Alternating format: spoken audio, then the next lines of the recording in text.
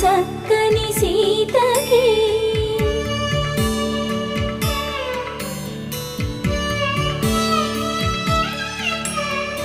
ఎర్ర జాబిలి చేయి రాముడేడని అడుగుతుంటే చూడలేదని పెదవి చెప్పే చెప్పలేమని కనులు చెప్పే నల్ల పూసైన